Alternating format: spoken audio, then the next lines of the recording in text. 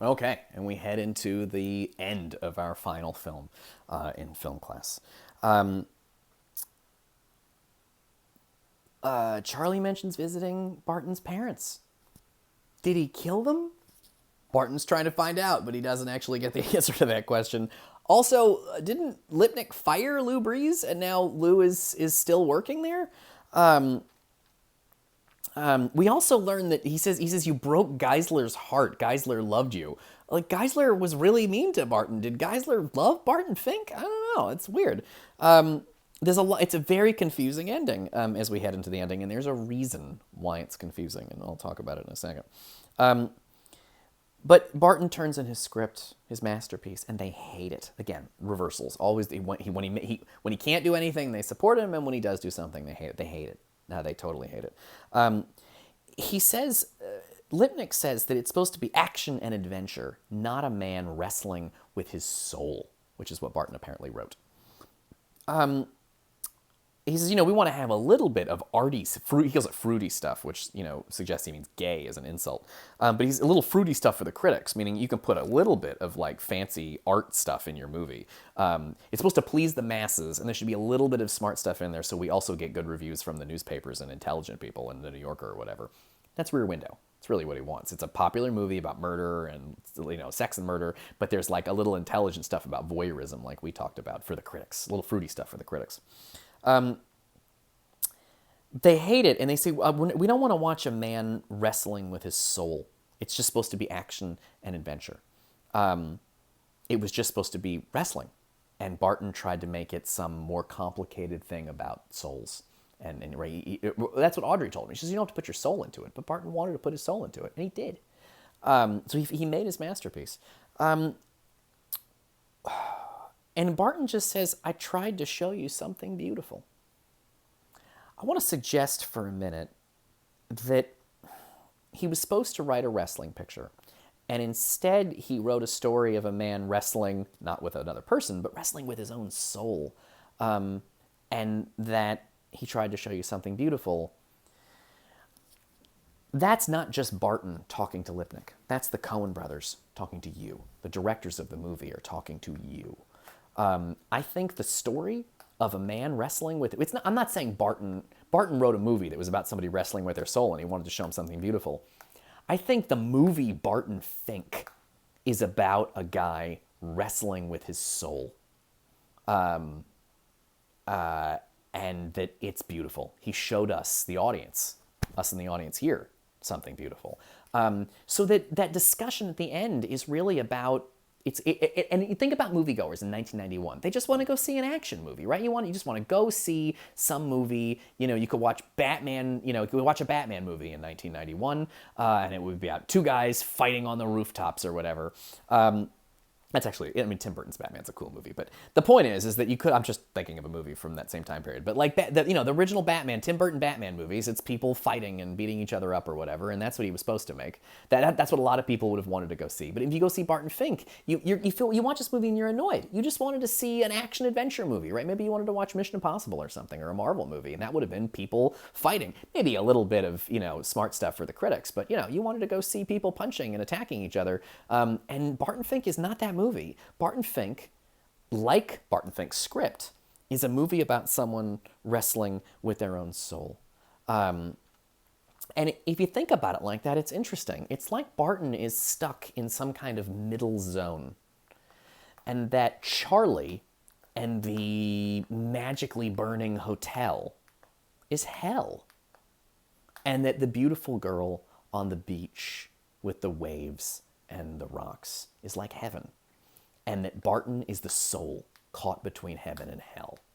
And that's at least one thing I think this movie is about. And again, the repeated references to the Bible, the worries about, selling out and trying to make something beautiful. He's struggling. Barton is the figure that Barton has been struggling in his soul.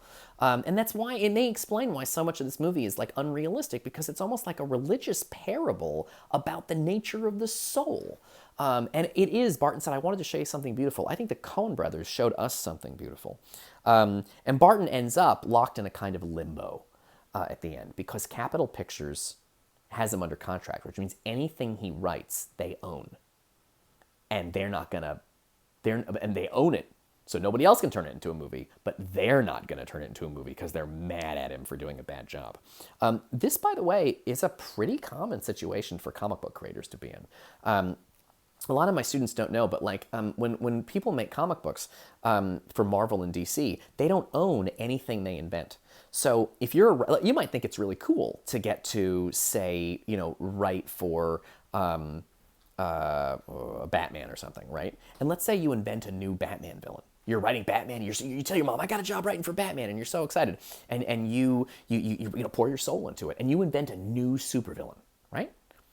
And you're like, it's popular, and then it turns out your Batman comic book is selling really well, and you're a popular writer. If DC Comics decides to use the supervillain that you invented in a movie, and the movie makes $1 billion like Batman movies do, you don't get a fucking penny from that because the company owns your inventions. If you create a new supervillain, you don't own it. The company owns it. And by the way, comic book writers don't get paid. They get paid worse than me. At one time I was in New York and I was looking in the job listings and I was like, oh shit, they were hiring a new editor for all the Spider-Man titles. So I could be like in an office telling writers what to do with Spider-Man. And I was like, shit, maybe I should like quit being a professor and get that job. It pays so much worse than this job. You think it would be like a big deal to like control the real Spider-Man, the Spider-Man from the comics. Doesn't pay a lot. And whatever you make, the company owns it. So Barton's situation is he's like in limbo. Like he wants to be a writer, and now nothing he writes will be produced because the company owns all of his stuff, and it's a terribly kind of tragic situation to be in.